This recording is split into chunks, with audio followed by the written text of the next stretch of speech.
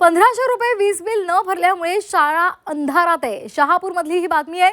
शहापूरच्या खरमाचा पाडा इथली शाळेची दुरवस्था आपण पाहतोय।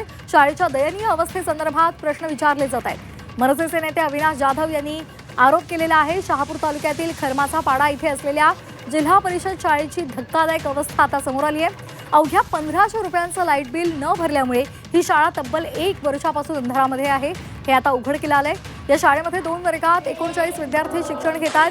वर्गखोल्यांमध्ये टीव्हीसह इतर साहित्य उपलब्ध असतानाही वीज नसल्यामुळे या शैक्षणिक साहित्याचा वापर करता येत नाहीये। वर्षभर इथलं बिल भरलं गेलं नाही आणि त्यामुळे 5वी पर्यंत शिक्षण घेऊन सुद्धा विद्यार्थ्यांनी संगणक प्रत्यक्ष हाताळलेला नाहीये, असा गंभीर दावा मनसेचे नेते अविनाश जाधव यांनी केलाय। की जर ठाणे जिल्ह्यातल्या जर शाळांची ही परिस्थिती असेल तर तुम्ही विचार करा उर्वरित महाराष्ट्रातल्या शाळांची परिस्थिती काय असेल। ही सगळी मुलं बघाल ना तर अतिशय निरागस आणि अशी मुलं आहेत की ज्यांना कम्प्युटर अजून हाताळला पण नाही, म्हणजे 5वीला आले तरी कम्प्युटर हाताळलेला नाही। त्यांच्या बॅगांची मागणी आहे, त्यांच्या ड्रेसची मागणी आहे आणि आम्ही प्रगतीकडे चाललोय। ठाणे जिल्हा तुमच्या शाळा जर व्यवस्थित नसतील तर तुम्ही कुठल्या प्रगतीच्या मार्गाकडे चाललेल्या।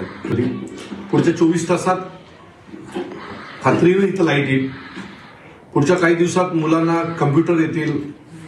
मुलांना मी विचारलं त्यांना काय हवंय, त्यांना बॅगा हव्यात, त्यांना शाळेचे कपडे हवेत, हे सगळं पोचेल।